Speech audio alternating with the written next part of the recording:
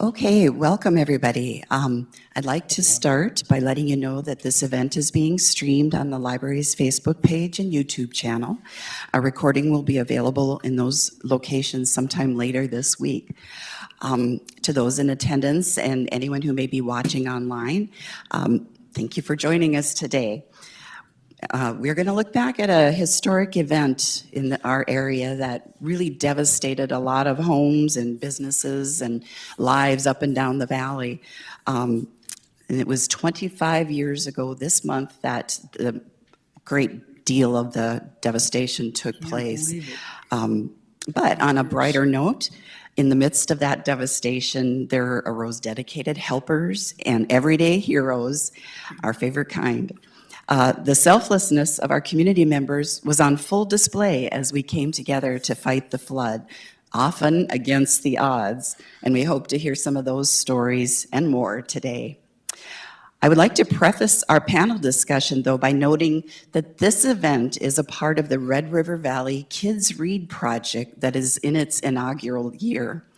This project is a collaborative effort between the Fargo Public Library, West Fargo Public Library, Moorhead Public Library, Grand Forks Public Library, and Leach Public Library in Wahpeton.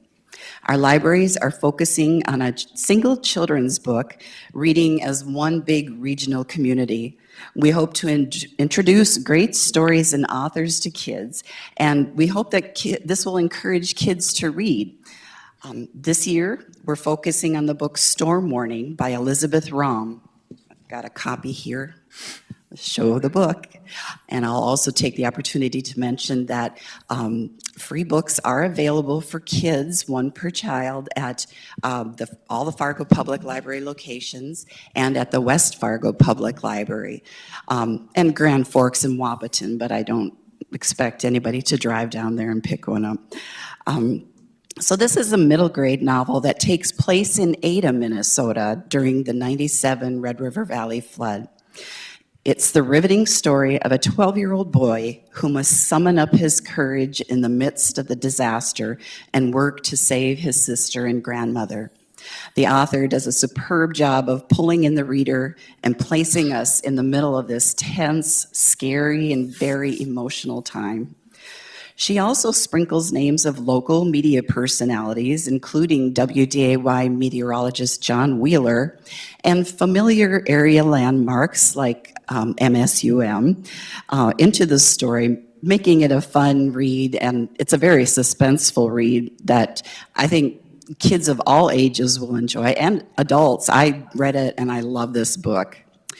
And I would like to take a moment to thank Forum Communications, WDAY, and Inforum for their partnership in this venture. And also let you know that this project is supported in part by a grant from the North Dakota Council on the Arts, which receives funding from the state legislature and the National Endowment for the Arts. Okay, well, we at the library love stories, kind of a given. And there's so many people that have compelling stories about this time in our history. It was hard to know what was going to happen. Nobody had an idea of how bad it was going to be. So to get at the heart of it, we've gathered some wonderful folks here today who can offer us a variety of different perspectives as to what they experienced during the flood and how they tackled the challenges. We have members of the media, a city leader, a city staff member, a homeowner who lost his home, a National Guard member, and a former student at Oak Grove. And I will be introducing them in just a minute, or actually 8, because we're going to watch a 7-minute film that WDAY produced on the 20th anniversary of the flood fight, kind of to refresh memories of those who were there and those who weren't, to let them know exactly what it was all about. Okay.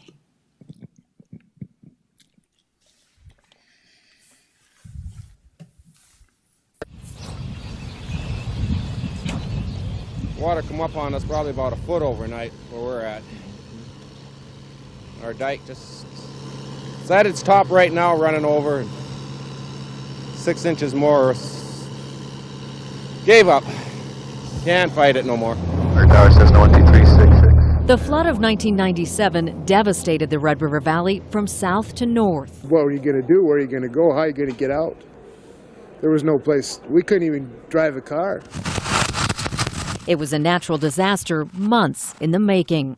No heat, water in the basement, seepage, so it's been a miserable day. A record-shattering 117 inches of snow set the stage for record-setting flooding that would change the region forever. You have to see this to believe it. It is beyond anything any of us have experienced, the most devastating disaster North Dakota has ever been hit with. The water was just unbelievable. It was just such a weird time, you know. Such a surreal experience. It impacted everyone. For the reporters and photographers who covered the people and stories of the 97 flood, the memories come back in waves. It was usually 7 in the morning till 11 at night, I think for 28 days. It would be water in its frozen form that would paralyze the valley, starting an emotional and exhausting battle. I was lucky the house hadn't started on fire because the service had been blown off and the wires were arcing. April 5th, a blizzard and ice storm. It was when things kicked into high gear for WDAY's news team. I think a lot of people at that point realized we're in trouble because power was going out everywhere.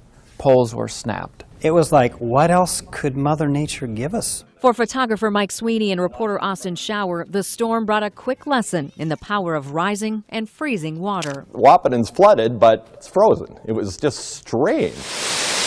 As the water moved north, our news teams followed.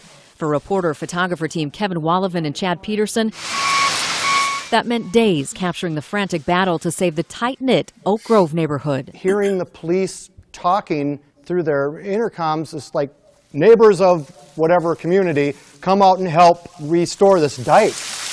I was shoveling sand into a pile in the driveway, and I seen these people running at me saying, get out of here. I've never seen people run like that in my life. And they just started noticing water going, and it didn't take long before we couldn't keep up with it. 200 people sandbagging. You couldn't hear anything. Everyone was just like focused. Like, we gotta save this neighborhood. It's devastating.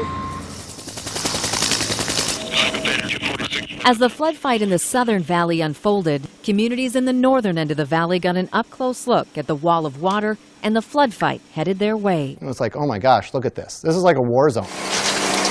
There were guard troops coming down the road with their huge trucks busting through the ice. There was a helicopter from the guard above us. People just looking like, what is happening to our town? This is something that this town was totally unprepared for.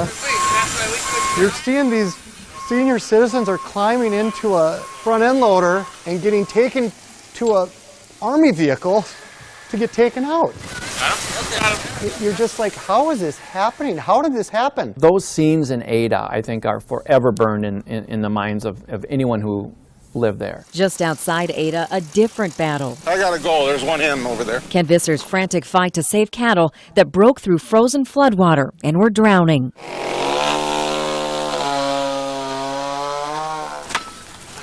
Busted loose. Help him, Scott. Help! Come on! We don't have much time. That's the pain right there. But I guess if anybody's got any compassion at all and watches an animal suffer and die, A lot of people still remember that. That was an impactful story. In town or in rural areas, nothing was immune from Mother Nature's wrath. I remember seeing the church out there like a little island. It was those aerial images that gave us the pure scope of this flood and showed just how much water there was. Forum photographer Bruce Crummy rented a plane with a friend and brought us in pictures, a harsh reality. You know, this was a target-rich environment, as they say, because, you know, there was just water everywhere. Watching Grand Forks on fire in the middle of all this water, that was also crazy. The main thing in my mind as mayor of this city at this time is the health and safety of all our people. We have no differences at this point. We are all in it together, and we will survive. The flood of '97 was deadly. For anchor reporter Austin Schauer, even after 20 years, the emotions of two mothers and two daughters lost are fresh. It was a mom and a 17-year-old daughter that were going to a rodeo, and they had a horse trailer, and there was a washed-out bridge, a little creek, and they went right in. And we were visiting with the sheriff, and they were still trying to see what's going on. And then when they pulled the bodies out, he came back to us, and he looked at us in the eyes, and I'll never forget that. His face was so white. It was like he had seen something horrible, because he had. And then a week later, this was a pregnant woman, had a 3-year-old daughter, and the water was over the road. She turned right into Whiskey Creek, and then she died of elements. And the next day, the farmer found her, and she was curled up in a fetal position with that little 3-year-old. And it wasn't good. I don't really feel that I knew at the time really what we were capturing. Start forming your lines for the bag. So one thing we heard from the network TV crews and the national media that was in town is they couldn't believe the community response. There ain't much. Everybody's tired, but everybody is pretty much helping everybody else out and doing the best they can with what they got. I remember how thankful everyone was. I have to really say thanks that has got homes their own self that are flooded, and they're out here helping us. I really appreciate it. You know, it brings tears to you that somebody else is helping you. I think we live in an area where you do that, and it's expected that you're going to help. Hardly ever seen such a remarkable demonstration of courage and commitment and cooperation and basic human strength, and we are very impressed and proud to be Americans when we see what you have done in the face of this terrible disaster. That was a winter and a spring no one will forget.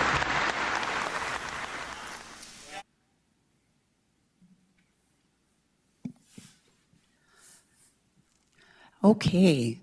I'm sure that brings back a lot of memories for everybody. I'm going to go ahead and introduce our panel then, and we'll start with Kevin Wallaven, who you saw in the video. You may know Kevin from WDAY, where he's been a reporter there for 39 years, and he's an award-winning reporter, by the way.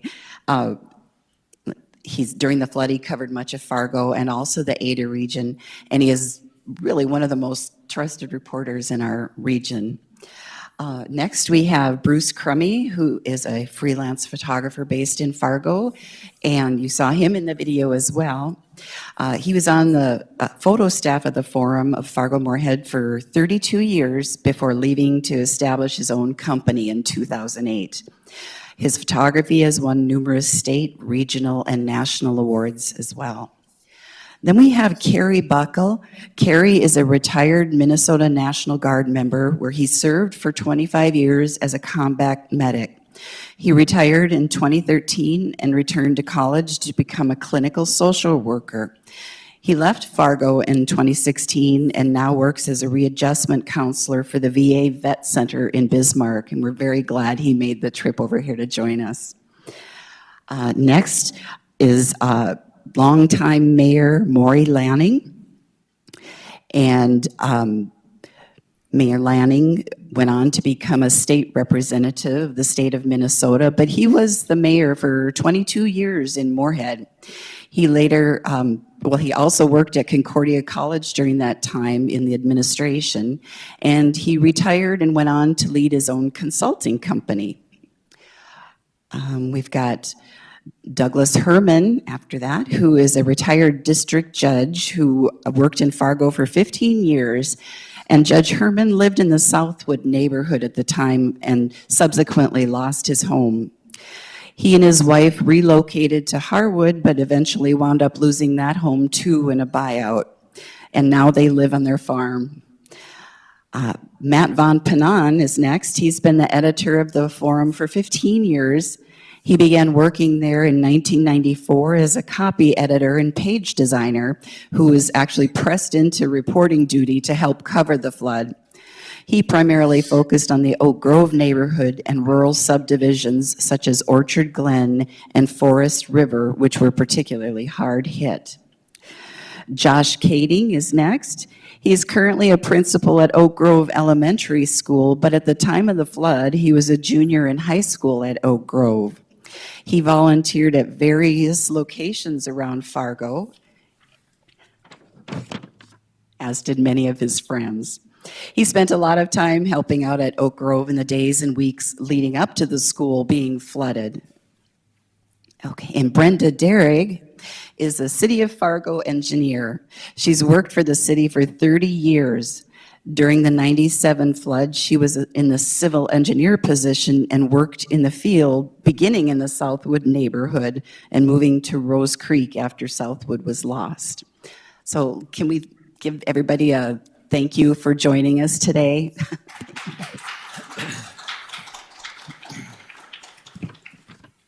Okay, I'm going to ask some questions, but as I mentioned to everybody, if some kind of story pops into your mind, please share. We're all about stories. I have to get to my page where my questions are. All right.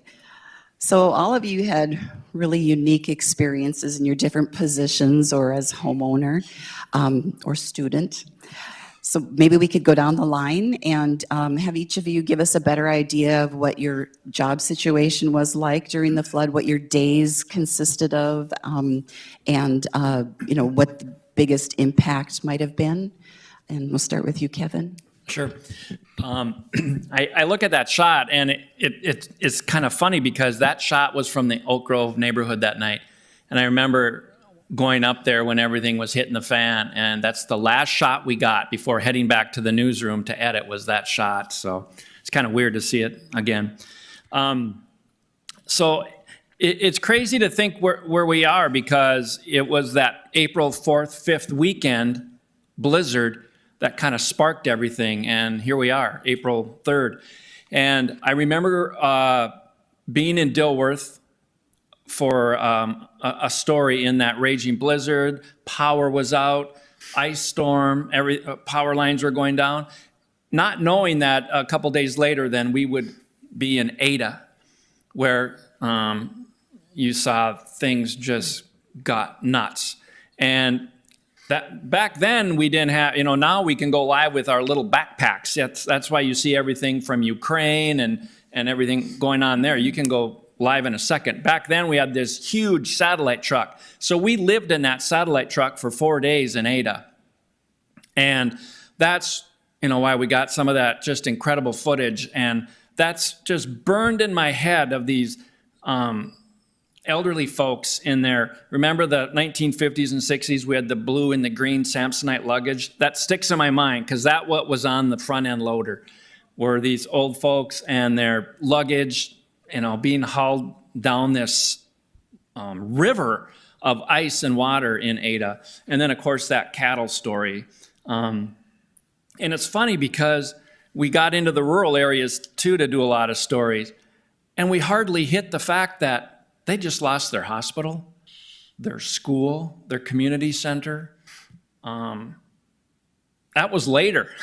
Isn't that crazy? I mean, typically that would be, front page news for days. And man, we hardly touched on it because the whole town was devastated. So Ada was kind of our go-to. And then Oak Grove I covered along with Matt when that went too. So. Bruce? Yeah, I remember early in winter, we kept getting more and more snow, and I think we got 120 plus inches that year, which is at least double most high snow years are. So, obviously that's all going to melt. So I had a feeling, we were going to have quite a battle. And I remember a couple of specific snow photos. I remember I got gas at the corner of Main and 9th Street in West Fargo. I was taking kids to school, and I headed south toward the high school, and I happened to see this guy walking in front of a huge snow pile, and then the McDonald's sign was just peeking out on top of the. So I stopped the car quick, and kids were saying, "We're going to be late." But I had to get that picture. So that was a good, precursor to what was coming, because I remember kids were walking off roofs in Dilworth, just, playing out because there was so much snow around. But obviously once things started melting, one of the first trips was out to Menards to get, the waders, because I knew we were going to be slogging around and a lot of stuff. And I think I got the last pair when I was out there, and but there was, having covered a lot of floods, we all, on the staff knew that there was probably 8 or 9, go-to neighborhoods that always were on the top of the list. So there was always plenty of photos to take even before it started getting real severe. But it was pretty much all flood photos all the time, all weeks. So. And Kelly? Yes, hi, Carrie. That's great. I'm sorry, Carrie. I remember I lived in Fargo, but I was part of the Minnesota National Guard. And I was watching WDAY, I'm watching Marv on the news, and all of a sudden we had rumors that we were going to get deployed for a flood fight, and we had never really been activated. So it was pretty new. There was all dry years prior to that. And so the details of getting activated were just, okay, all of a sudden we got the news and we're getting activated. I just looked over to my wife, bye honey, got to go. And that turned out to be the first of probably many deployments that I ended up being on. And it kind of set the tone for a lot of that. I also worked for Leaf Brother Laundry at the time. I was working with them, and eventually they helped us coordinate all the washing of clothes for all the guardsmen. Because after a week of washing, nobody had clean clothes. So I just went to my boss and said, well, this is what we do. Can we work it out? Didn't know how to set up the contracts. Didn't know how to do any of that stuff. So we ended up getting that service, and they ended up getting a nice employer support of the Guard and National Reserve Award from the state for that. But yeah, the first day was just a body. I wasn't a medic. We just went out to Dilworth, and I'm thinking this is the worst blizzard I've ever been in. And I was holding on to the front of a Humvee because our job was to look at the lift stations to see if the light was red or green, and you didn't want red, right? And the ditches were full of water, and I just go, please don't let me get pushed, because there was 45, 50 mile an hour winds, and we were Humvees were the only thing to get through some of them drifts. And that's what we did for about the first week, and then I ended up going over to the Armory running medical operations for the south side, the southern operation. A lot of friends in Ada. I almost went on the helicopter with the one group when they were looking for the one girl. That was kind of touching to me. But yeah, it was 35 days of activation for me, running those, helping make sure that everybody was healthy, and just going out a lot too. So yeah, it was a start of many things to come for the Minnesota National Guard. And Representative Lanning. Yeah. Well, I can remember all times of the day and night, walking around the city, walking dikes, talking to people who were being flooded. And I guess I was struck by a number of particular things. And one is the volunteer spirit. I've always felt that this community is known for its willingness to volunteer, to help people in need. And you saw no better example of it than you did during the flood of '97. The other thing that struck me was the ingenuity of people who were being affected, and the ingenuity of our city staff and others who were working to help us. I'll never forget walking around one night, late at night, it must have been 3 o'clock in the morning. I was talking to one of the reporters on the radio, and all of a sudden I came upon this manhole that was a geyser. Water was shooting up out of this manhole, and it didn't take very long before an ingenious kind of thought came to someone's mind. Let's go get some steel plates and put over the manhole, and then park a garbage truck on top of the manhole to keep the water down. That, by the way, made national news. It's one of the things I remember particularly that made widespread national news. And so it's those kinds of things that that just really stick in your mind as an unbelievable experience that we went through. And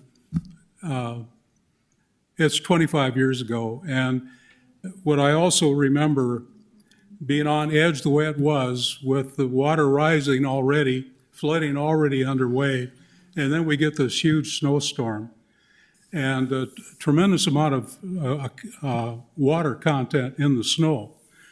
And if you look at the record of 96, 97, we had more than twice as much snow that winter than we had this year.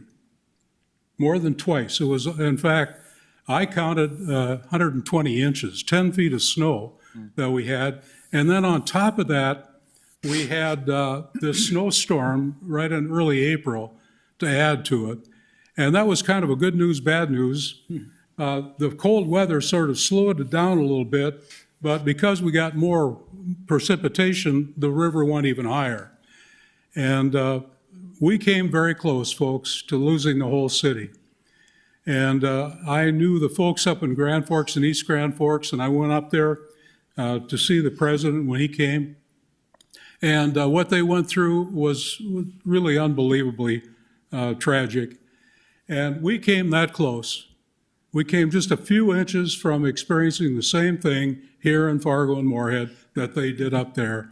So we can at least be thankful that we didn't go that far with our flooding, but we have to be very thankful for getting through it as we did. Judge Herman? Luckily, my keenest memory of the 97 flood is actually a good memory.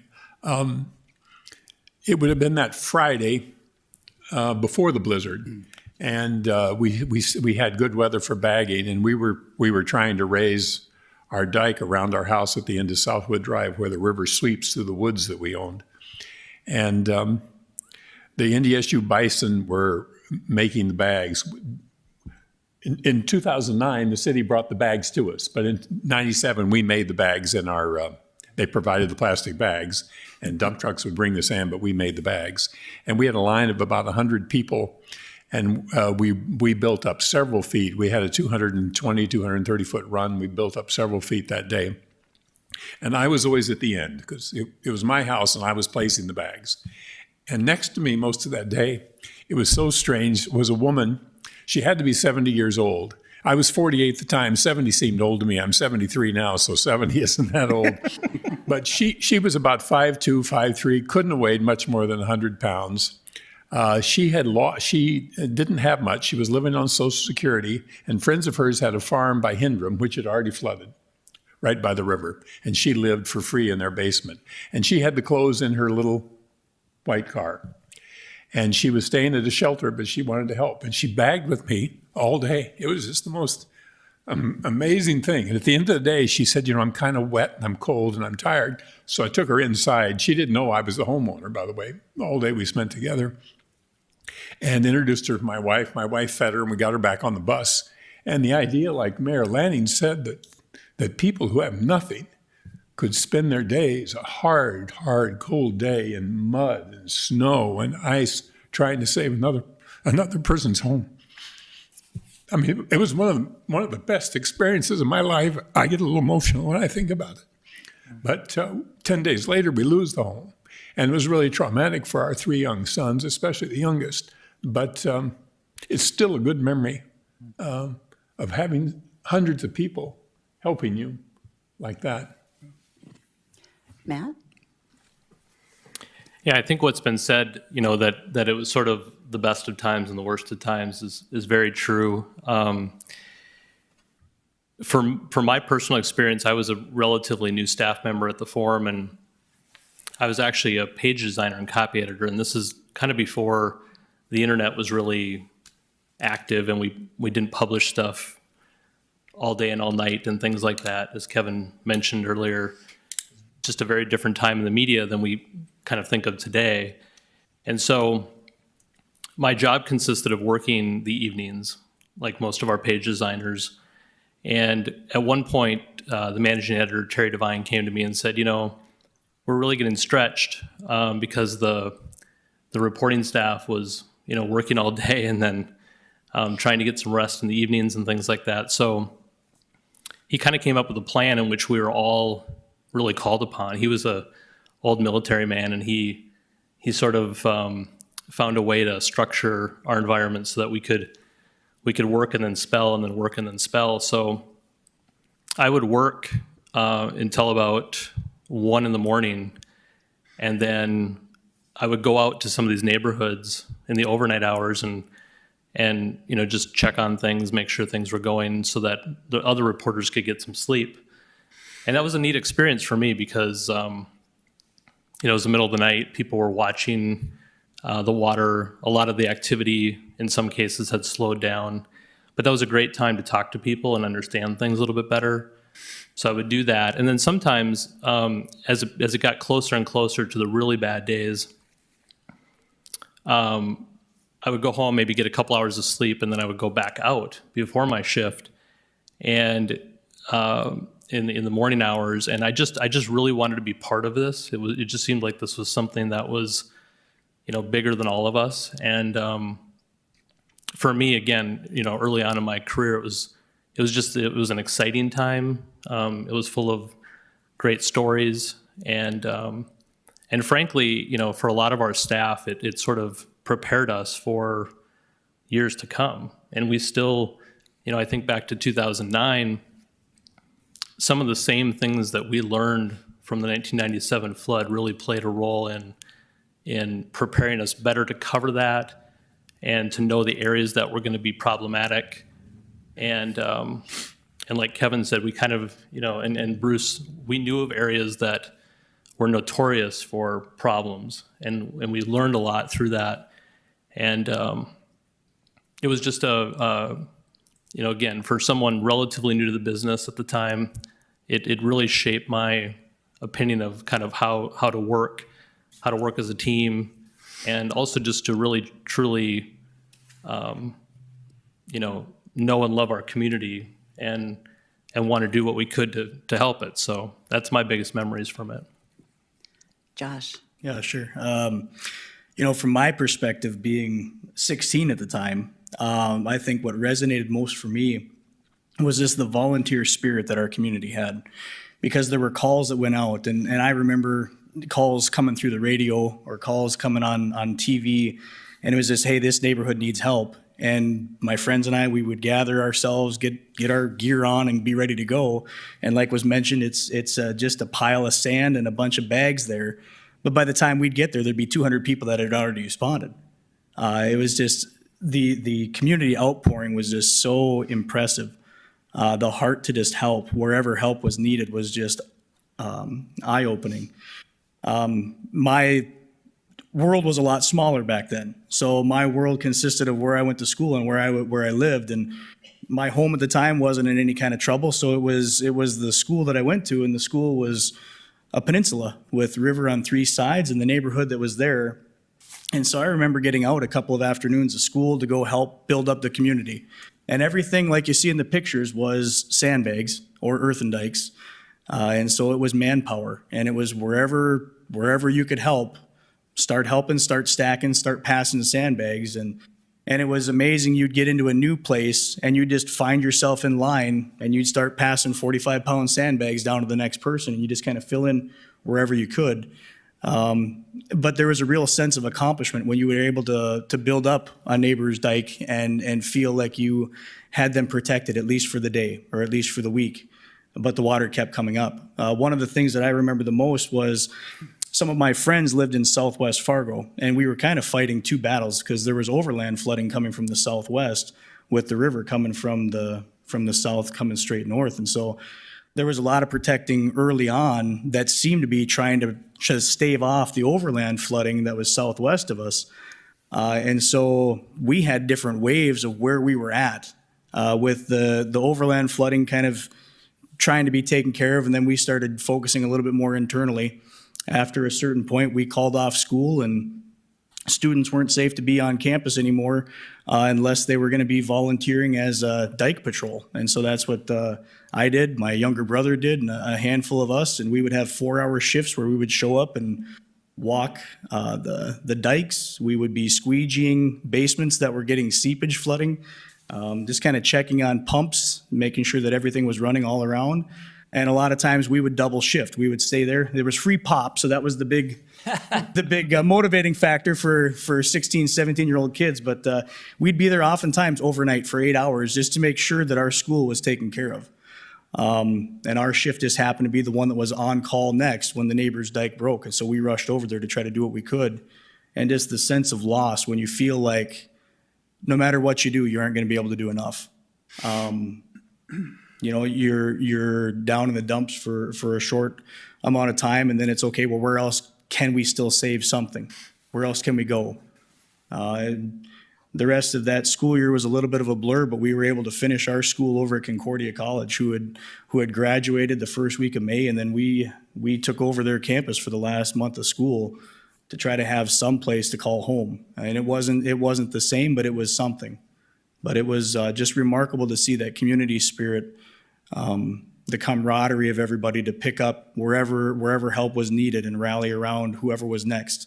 The next person in line to need help, people were there instantaneously. So I had just graduated from NDSU in '92, so I'd been with the city for 4 years at the time that the flood in '97 came around. Luckily, we had a great leader in Mark Bittner, and he was able to strategize well, and he got us all in our areas. And my area to begin with was Southwood and River Drive. And so that's where we started. And the organization you see today in flood fighting, they're correct, it wasn't there then. Sandbagging was dumping sand and makeshift cones that we would shovel sand into to get bags. And then you can only imagine how long those lines had to be to get the bags from where we were making them to the back of the houses. And then as the flood fight expanded and we had the overland flooding coming, all of our areas got larger. So I got pulled out of Southwood and River Drive, and I went into the Rose Creek area, Meadow Creek, Copperfield Court, all of the southwest side at that time. Greenfields was the very south edge of Fargo. And so then I moved into those areas to start building levees along the coulees there to help protect the homes there. You know, that was just when it's so interesting because that's just when cell phones were starting to come around, and you could hardly find a cell phone that would work because the signals were so busy and you couldn't get calls through. So we were going back to our two-way radio times and just trying to keep that communication up. And it was, honestly, I enjoy watching these things because I think I missed the whole story. Because we would come in as early as we could get here in the morning. We would leave, go home probably 11 to 12 at night, sleep whatever you need, and we were back right away in the morning to get back and start sandbagging again. So we didn't watch the news or any of those things, and we were just trying to take care of whatever situation we had at that time. And I think one of many memories is just working with the neighborhoods. You know, you started with Southwood, we went to Rose Creek, the relationships you build, because not only are we helping build the sandbags, but then we continue to walk the dikes until the river levels go back down. And so the extension of our work was a very long period of getting the levees or the sandbag levees built, but then also walking. And then the neighbors were always in their backyard in the middle of the night when we were walking. So we'd visit with them, see how things were going. And so it honestly was kind of a blur. I had a 1-year-old daughter at that time. And so one of the other things I remember is that's how I'd see her. Is my husband would meet me for lunch one day, I'd quick go and see her for a little bit, have lunch with him, and that's how you got to see your kids. And And then I remember a couple other situations where Public Works, because they were the ones scooping the sand up, so we always had Public Work employees there, and they were doing all the work, and they'd be like, okay, Brenda, here's what I need. And I'd run over to Fleet Farm because they were there from before it would open till it closed, and someone had to run and grab them things. So, because they had homes too that they had to go home to and fix and work and, make sure things were okay there also. So it was very much a blur, but there are some very amazing memories through that time, and all the people coming out and sandbagging, and you were never left of wondering who was going to lay the sandbags, because we always had a line of people and they always showed up, and they were always there working together. And so it was very amazing. And especially, we started along the river. We went to the South Fargo. We went to the edge of South Fargo. We hit the north side of the drain. I remember then we ended up in Rose Creek sandbagging like cluster of houses because we just didn't know, how it would come around, and we were all in such new territory, and so it was very amazing to start your engineering career that way. And so a lot of things learned. You learned all the strategizing that goes on behind it. Our city leaders were standing out there with us when we had to move to the Southwest. Mayor Furness, our city administrator, our other commissioners, they were always out there right beside us, helping us send whatever message we had to the neighbors. And that was really amazing to have them always there with us to help the staff. Right. Well, thank you all. My next question involves the senses. They say that smell is your strongest sense memory, but I think mine might be sound, because my biggest memory of that time is we lived in South Fargo off 36th Avenue, and I just remember the 24/7 beeping of the trucks backing up as they built the dikes. So I'm wondering if there's anything that stands out to you as a sense memory that perhaps triggers some memory even today that you could share with us? Kevin? Sure. Only because we used it so often in stories, and that's the shovel hitting the sand. We use you need little gnat sound. I remember that. And then pumps, just the sound of pumps going. And the building of, I think back in South Moorhead, Maury, you might recall some of these homes. They had fortresses built up trying to hold the water back. And they kept adding, and so they kept getting taller and taller, and they were manned 24/7. Friends and family would show up, and they'd just take shifts to make sure those pumps would stay running. So that sticks in my mind, is stuff like that. Fortunately, those walkout basements are a thing of the past. They've all been eliminated, I know, on our Right. side of the river. A lot of them ended up filling. They'd fill the basement. When they lost the battle, they just would fill it with fresh water. And I don't necessarily remember certain sensory, but I remember when I flew over Grand Forks, looking at the Lincoln Park neighborhood, and that just took my breath away, how that just it's amazing. They had gotten a 60-degree day out of the middle of nowhere, and that was a big factor in my. Right. But yeah. I have a couple things. One was prior getting activated, and we were just a citizen at that time. I was living down by 13th Avenue, so my house wasn't affected. But we did go up to the Oak Grove neighborhood, me and my son. That's the first time he was 13, I think, 12, 13 years old. And so we went sandbagged for quite a long time, and we finally got somebody's house pretty good to go. And I'll never forget this. We were walking, and it was dark, and it was raining, and there was a Salvation Army stand there giving out sandwiches and coffee. And it was almost a commercial moment, or when they talk about the Salvation Army and the work that they did. And I remember feeling, oh my God, that sandwich is going to taste so good when we get that. And that coffee was like a breath, just something that kind of filled you up and said, okay, we can keep going. I think we went home. But I'll never forget seeing that Salvation Army wagon with volunteers and going, this is amazing. And this is why we did what we did. And also when we were in Moorhead, it was actually a visual thing of darkness, which is really odd because we had to shut the lights off in the armory. We finally figured out people were coming and going in shifts, and they were sleeping head to toe, so we had to shut the gym lights off in the armory because that's where people were sleeping. And you don't turn on the lights when people only get 3 hours of sleep, or you're going to get yelled at. So, so I lived for 3 weeks kind of in this semi-dark atmosphere, also trying to help people to make sure that they're good to go. But it's very interesting when you bring that up. Sure. Yep. And Representative Lanning?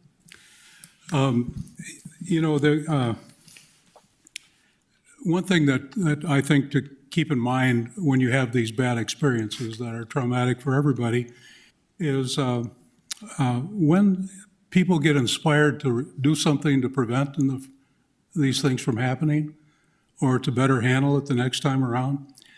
My first flood experience was in 1969. That doesn't get any attention here at all. But that year, my wife and I, the building we lived in, had 4 feet of water in our basement because of sewer backup. And so I learned early on that all of this sort of thing is a real problem to deal with. And then back in 1979, that doesn't get any attention either, but there was a big flood in 79. And if you go back and look at the news reports, we almost had a civil war take place in the northern part of the valley. We had farmers walking the dikes with guns because people were trying to knock their dikes down so they wouldn't keep water from their farm. Well, what happened is a local professor here by the name of Don Myrold at NDSU. He had been very active in the Red River Valley Heritage and Historical Society, and I knew him and worked with him. Don said, we need to pull the people together in this whole basin to see what we can do to deal with these problems. And this was in 79. And so back in May of 1979, we had a meeting here in Fargo with over 500 people from throughout the basin.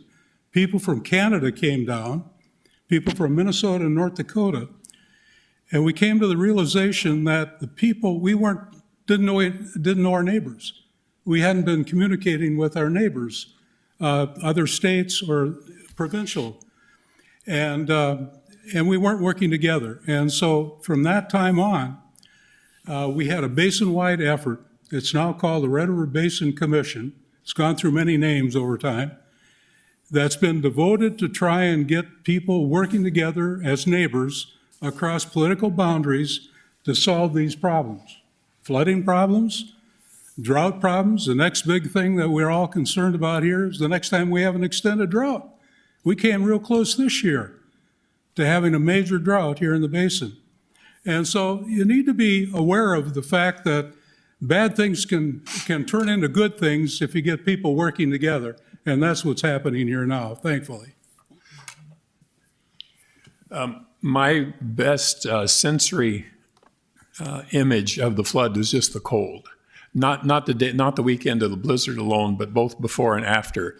After, it wasn't covered on the local news, but my English setter Max got out and got on the wrong side of the dike. And it wasn't covered by local media, but for some reason the picture, I forget who took the picture, wound up in Denver and was published on like page C1 of the Denver Post. It was a whole half-page picture. And the picture is Jeff Bredahl, who was like a brand new baby attorney then. He's standing on the top of my dike with a rope around him. 100 feet out in the river is me, and my dog is on an ice floe, and I'm pulling my dog off the ice floe. Luckily, the ice floe hung up in the woods and didn't get him in the current of the river. We would have lost the dog, of course. But he got hung up there, and I was able to retrieve him. But when I think about the flood of '97, my body just turns cold. It was 3 weeks of cold. Yeah, I would just say certainly the beeping of trucks backing up, that was a common sound. The pumps, especially at night when things were quieter and you could really just go to any neighborhood really along the river and hear those. And then the other thing that I think about, and sometimes, as I was telling Kevin before we were up here, some of the memories from the 1997 flood also kind of blur with other floods. Especially, like Maury's been through several, and some of us have covered several. But the other thing that I recall is just helicopters. That was sort of a new thing, a new sound in our area. We just didn't hear helicopters overhead very often. So I think about the helicopters sometimes when I think about the flooding. So. Yeah, for me, there's a couple. Obviously, the sound of pumps running constantly, the sound of trucks backing up and dumping sand, the sound of an ice floe going down on a 2 o'clock in the morning when there's no other sounds. It's pretty deaf, or it's noticeable, and it's a little chilling because you're not sure if it's a problem with a dike or if it's just the ice moving down the river and the flow is still happening, or if there's a buildup. You kind of wonder. Some of the other feels that I remember, I remember my hands being torn up with those sandbags because those things are not smooth. Those are rough, and I didn't always have gloves with me. And just the cold of the water. Trying to walk through campus with the red coming through, it's just icy cold. I couldn't feel my feet, but I still remember that feeling. So I would say the cold and the rain. I just remember we were wet all the time, and it was very cold. Our city staff, we wouldn't have lived without the Salvation Army. They were amazing. They would follow us everywhere. So we always had our sandwiches, and then our orange Kool-Aid and water. And so they really took care of all of us that were in the field. And then, you had the neighborhoods step up too, and boy, the neighborhoods really did to help out. But yeah, the cold and the wet. And I think, 30 years later, knowing what I know now, I just standing in all those walkout basements, because we were pretty much in every single one, and knowing those walls were 15 to 20 feet high, and right behind them was a river that was 15 to 20 feet high. And at that time, I never even thought about it because we were just protecting. But now when I think about it, we've been talking about a lot this week, and I just can't believe that no one was hurt from all that, because there were so many walkouts. So those are where my memories are. Okay, for our media members, I'm just curious, as you walk through these neighborhoods in this area and seeing all the devastation and the people, was it hard to keep your emotions in check, or were you just working, or is there a time where you ever lost it, or anything that comes to mind? Well, a couple things. When we covered Oak Grove that night, I'll never forget, we had a picture of he was about 5 years old in the window, and he was crying looking at what was happening in his neighborhood. And his mother kept me posted over the years on milestones in his life. He graduated from college, he's getting married, and I just thought that was so neat. She's like, remember that kid in the window? So that kind of stuck with me. I remember a really emotional story was in Ada. It was the Sunday after they had lost everything. And they announced they were having a community-wide church service at the Lutheran church. And you can imagine the emotions, right? People had lost everything, people uprooted from homes, nursing homes. They lost the hospital, the school. And I remember how emotional that was. But, as a reporter, you kind of have blinders on, to be honest, because you're pretty focused on your job, and you tend to kind of process it kind of on your own time at a different time. But yeah, there were that, and the cattle, in that ice drowning there, that was at the Visser farm in Ada, that was something else. I would agree with Kevin, and I also would say that there was a certain horse race aspect to it, just like, will we or won't we lose it? And there was a lot of tension, obviously, all the way through in the city leaders. I remember Dennis Wallaker was a real champion because I think he kept a lot of things going. Obviously, the city staff was great too, but I just remember it being pretty tense all the way through. So. Yeah, I would agree with what both Kevin and Bruce said. I think when you're covering it, you're really focused on your job at the time, and you're trying to capture what is happening accurately. But there's no doubt that there were definitely people that I interviewed, who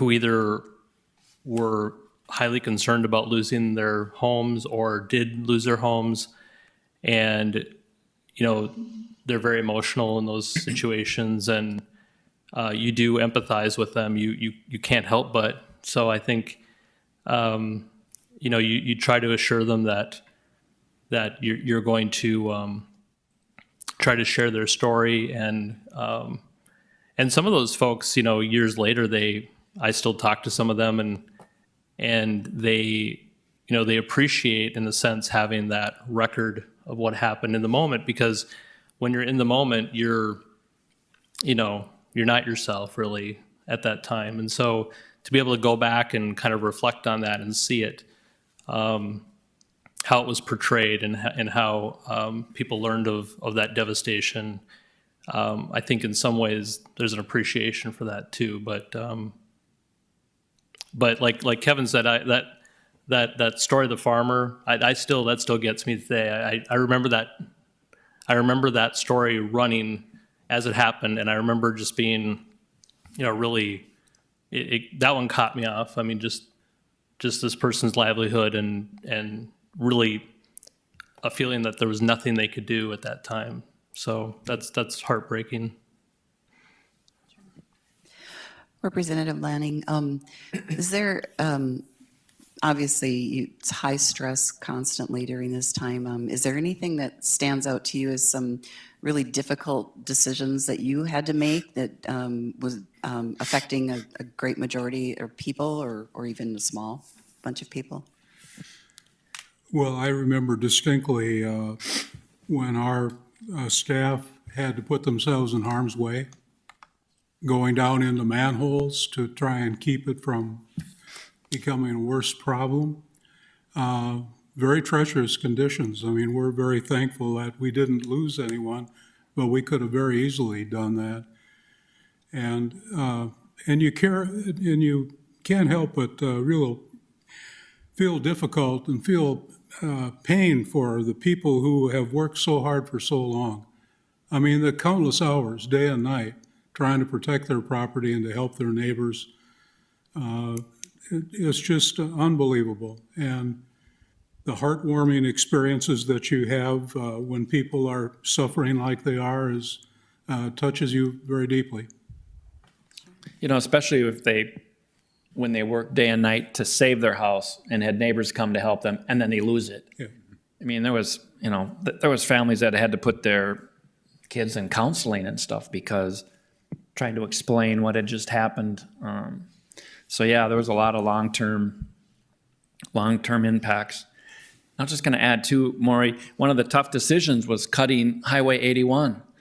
That just kind of, for us, it kind of came out of nowhere. For engineers, they maybe saw it coming and knew it was something to be done. But I remember the look on people's faces like, what? Yeah, we're cutting Highway 81 and putting a dike there so some people will lose their homes so that we can save others. And you talk about tension, that, and everything had to be done right now. So. Exactly. Judge Herman, was there a particular time in this flood fight that you knew that your home was not going to survive? Actually not. The big dike, the big huge ring dike we built in back held, and it held so well that a couple of weeks later, when we had to empty out the home, the lower level of the home, it was a huge walkout, was filled right to the ceiling. All the water was still there. The dike we had built was that good, was still inside. And men from my wife's family farm came with the big gas pumps, and we pumped it out. But no, we held. What happened was 3 cul-de-sacs up, there was the failure that night. I think, was it a Wednesday night? I think so. And what happened is we flooded from the street, and it came up through the garage, up the landing, and blew out. So if we had known where it was coming from and had maybe another 1,000 bags, we could have totally saved that home. It would have been an island. So there was no, if you had asked me noon that day, I probably left at midnight after I turned off the gas and pulled the electrical circuits. If you had asked me noon that day, I'd said we were going to save it. And that hurt a lot for a while, because you'd worked as hard as you'd ever worked in your life in 3 weeks, and you lost it anyway. But it was a good fight, and we almost made it. Josh, obviously this experience kind of brought all of you growers together. Did you, or do you still to this day have a special relationship because of this, or do you keep in contact, or? Well, a lot of the people that I was directly involved with, I still see quite a bit. But it was really building community on a different level with some of the staff members that stuck around to work with us. I mean, you had to have a staff member on each team, and so I just remember the staff members that were there working so diligently to try to save it, and the dedication that was there. You're not going to forget that, and there's always going to be a special bond there with the folks that you kind of rally around with. But yeah, it's something where, I'm sure everybody up here, you can think back and it's 25 years ago and it seems like a lifetime ago and it seems like yesterday all at the same time. Because the memories are so vivid there with every part of what you were trying to do. One thing that's so interesting, and I remember seeing it early on, is the high school and college kids kind of saved our community. Yes. The fact that the schools were willing to let them out, and I'm not just saying Fargo-Moorhead. We had school kids from Ulen, Hitterdal, Otter Tail County, rural North Dakota, all busing in, and they are the ones standing in line, freezing their butts off. I remember in South Fargo, on one of those really cold days, a whole bunch of new Americans showing up, to help save pretty nice part of town. And it kind of struck me. That kind of was a memory that stuck with me. Sure. Carrie, what was some of the jobs or positions, duties that your unit fulfilled during that time? What did we do? The picture of the Ada, them pulling the people out into the vehicle, you could barely see him. A good friend of mine, Joe Franklin, was on that back of that truck. And, it was just manpower, getting people there. For me, it was making sure people didn't get sick. Unfortunately, I was on the helicopter. We were about to go look for that lady and her girl that passed away. And that was pretty devastating for all of us because as medics, we want to save people, of course, and we didn't get there, and we got called off it because they had found where she was. But it was just a patrol for the military, being there 24 hours a day, going up to Crookston. I had many friends that were up in Crookston also, in Ada, along all over Moorhead. I mean, mechanics having to, when the vehicles came out of the water, and it was as cold as it was, as we remember the cold, and the bearings are frozen on the vehicles. There you go, and they're running them for Camp Ripley or wherever they were getting their stuff. I didn't do too much with that, but the maintenance people that were, fixing that, I'm sure the North Dakota Guard, it was mirror image on both sides, coordinating with both groups. For me, it was coordinating a simple thing as making sure they have clean laundry every day, because 3 uniforms and they just keep rotating. So, it was just a great variety of things that we did there, and coordinating with the city officials. I'm sure that you talked to all our Guard leadership there a great deal, and making sure everybody's safe. But just walking, and I did a lot of dike walking myself out there, just to see if there's that hold. Yeah. These dikes were built in such a hurry and in such difficult conditions that we could have really had a whole lot more damage done if the Guard had not been there helping us monitor and catch whenever there's a problem with the dike, because obviously homeowners aren't going to be there all day, all night. And we needed that protection. And so from my standpoint, the Guard was very, very helpful to our operation. Wapaton also, friend Steve. Yeah, they were down in Wapaton also, in Breckenridge, fighting the fight down there. So we had people all over. It's interesting how the 97 flood didn't rewrite anything. It wrote the book on kind of response, right? From engineering all the way down to emergency management, right? A lot of towns had their emergency manager guy was, plumber dude, all of a sudden that had to be top of mind, and so it wrote the book for engineering for our city anyway. What happens when the river is at this level, then at this level, and then what's the response? So we almost have a flood Bible now, right? And I think that impacts everyone. Hospitals, here's when you evacuate your NICU and your PICU, because think of the nursing homes and hospitals. We evacuated hospitals and nursing homes in this town in a crazy short amount of time. So it didn't rewrite anything, it wrote everything. And from that moment on, not just Fargo-Moorhead, but other cities have learned from what we were able to accomplish. And now I think it impacts a lot of towns. I would agree with that. It was a lot of learning on the fly too. Mm-hmm. There was a need that was pushed out there, and there was a response, a pretty immediate response by the community. But it was, okay, well, what do we do? You'd show up and you'd be kind of instructed on, well, here's the proper way to lay a sandbag. And if it's cold, you got to make sure that you break it up a little bit so that it stacks and it's not going to be a leaking little pocket there. But it was, everybody was totally willing, but it was learning on the fly and adjusting to what you were doing. And, you do it for the first time and it's a little slow. And after a couple weeks, you'd be surprised at how much of an expert you became in sandbagging and emergency response, really. Yeah. A lot of people would be concerned when they hear that the flood of 2009 was not even a 100-year event, but only about a 50-year event, an event that would happen only once every 50 years. Most of us for the longest time thought that was at least 100-year. Well, not. And of course, what the experts are now saying is that it can go a lot higher than what it did in 2009. And that's why the long-term flood solutions plan that the Basin Commission has been working on would also try to come up with levels. What would be the level we needed, the level of protection needed for a 200-year and a 500-year flood?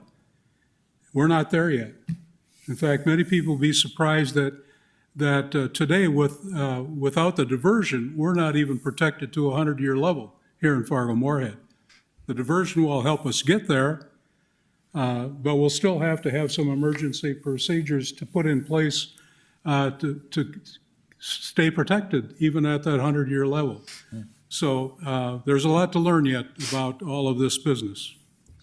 I think from a leadership point of view, it made a lot of young men, especially who are privates and corporals and sergeants, it prepared us for really the military deployments we went on later, because we ended up doing, I think, 2 or 3 more flood duties after that.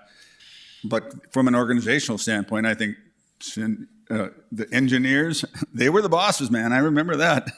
If an engineer was on top, what do we need? You know, and for me, I was a staff sergeant at that time. How do you learn to organize and all the logistical issues that go into that?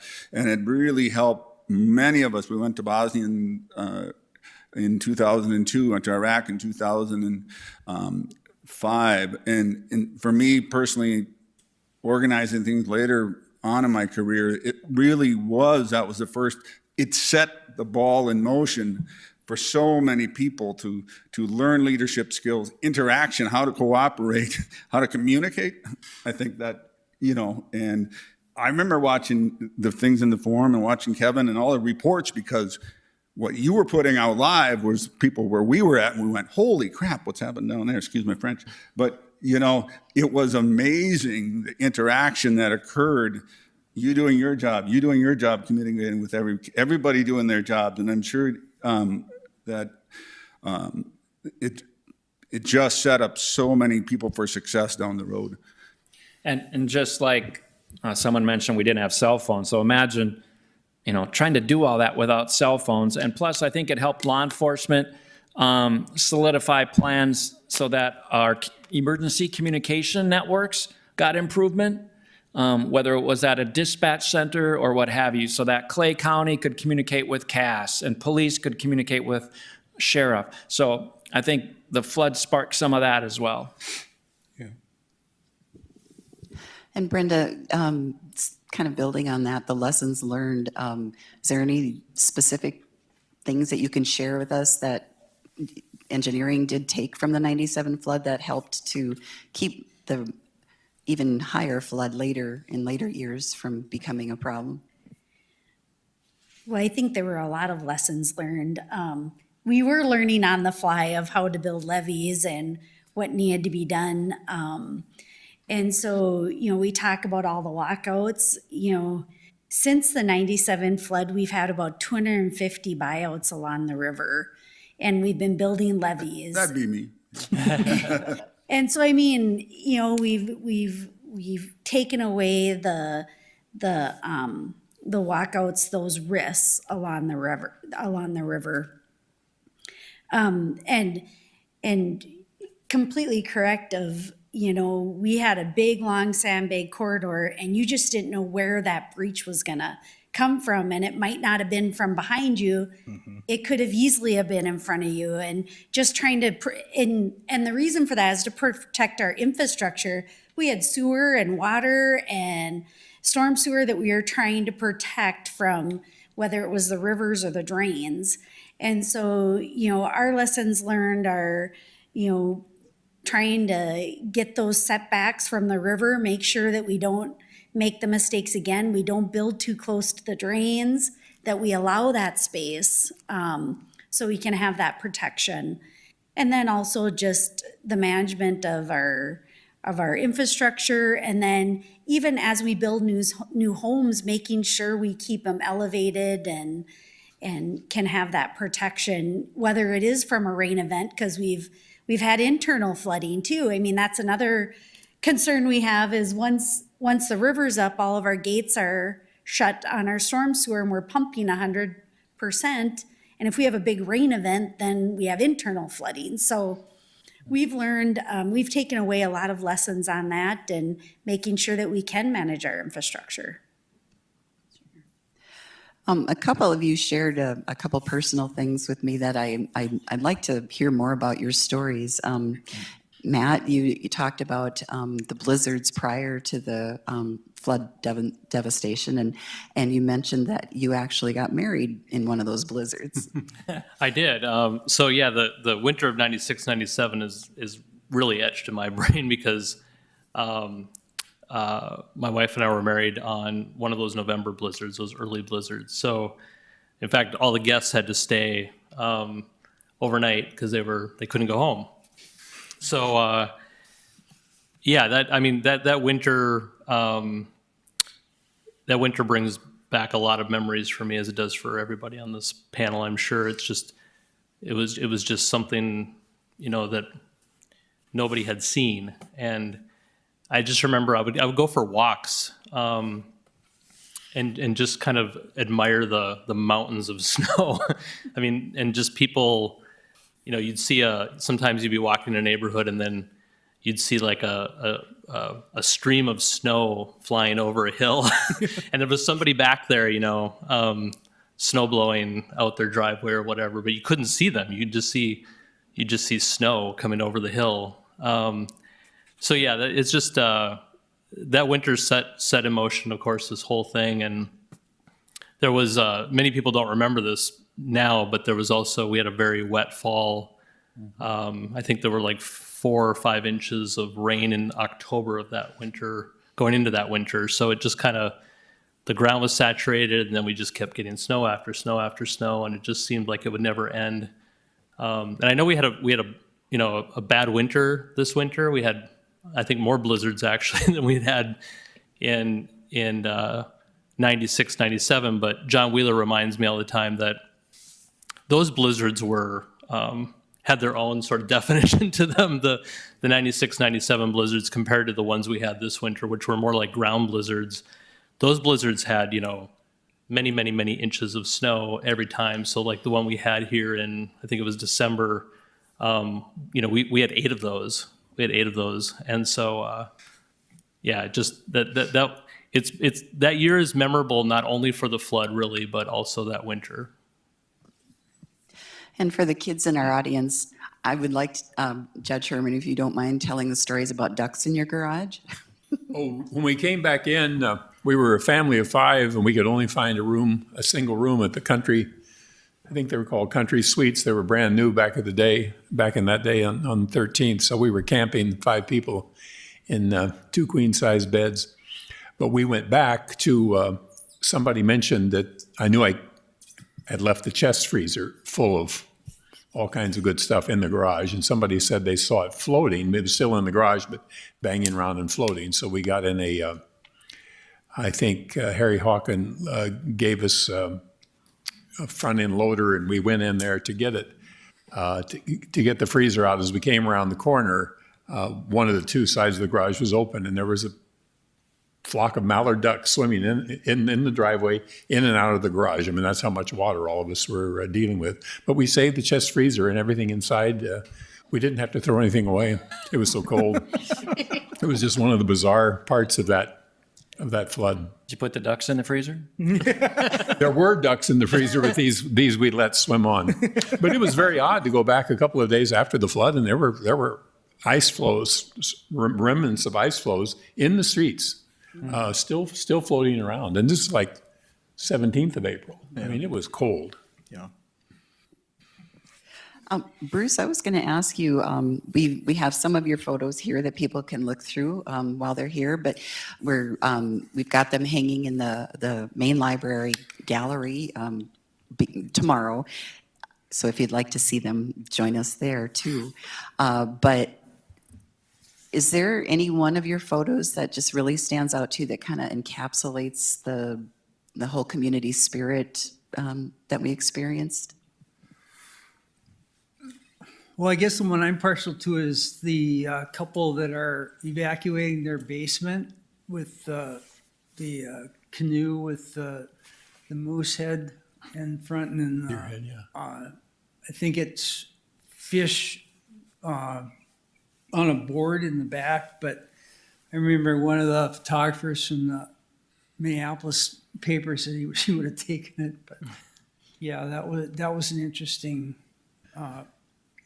And also, another thing we forget is when we're out in all the water, you know, you never know what is in that water because it's just been unleashed from all kinds of different locations. So it was good to have the waders on, but luckily you didn't get any strange diseases.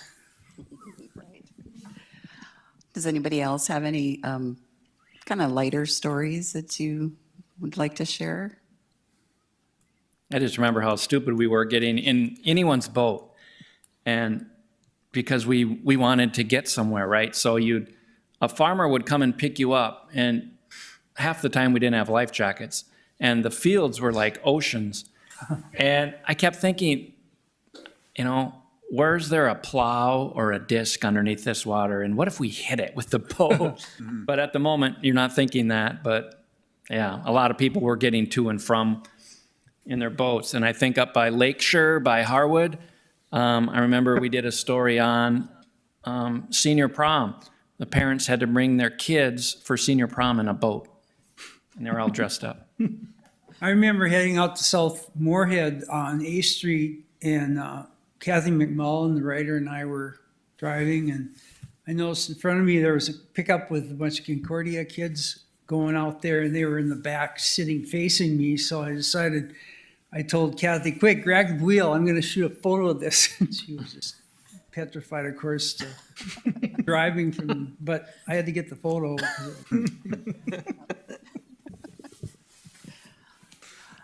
Okay, well, I would like to open up to any questions from the audience or any stories that you'd like to share. If you do have something, if you wanted to just raise your hand and I can bring the microphone over to you. Or do we have anything online? Okay, no questions online? Okay. All right, well, it's getting close to an hour and a half now, so we'll probably go ahead and wrap it up here. Thank you guys again so much for joining us. I do want to point out, too, that we have additional events related to the flood coming up. This Thursday, John Wheeler is going to be at the main library presenting a program that's kind of geared toward kids, but I bet all ages would enjoy it. So that starts at 6:30 at the main library. We also have the author of Storm Warning coming to visit our library, and actually all 5 of the libraries in the region that are taking part in this program. And she's going to be at the main library on Thursday, April 21st at 6:30. So I hope you will consider joining us for that as well. We have a lot more information about all of the libraries online on our website at fargolibrary.org. And we also have a brochure that we brought some here, but you can find them also at the library to pick up and learn a little bit more. And with that, did anybody want to add anything before we come to a close? Let me just say, if I might, throughout this whole experience, Mayor Furness and I worked together very closely, as did our staff from both Moorhead and Fargo. And I really appreciated the cooperation that we had city to city. That's something that is very, very important. I hope that people in the communities recognize the value of working together with your neighbors. So I wanted you to know that. Absolutely. Well, thank you again, and let's give them a proper thank you.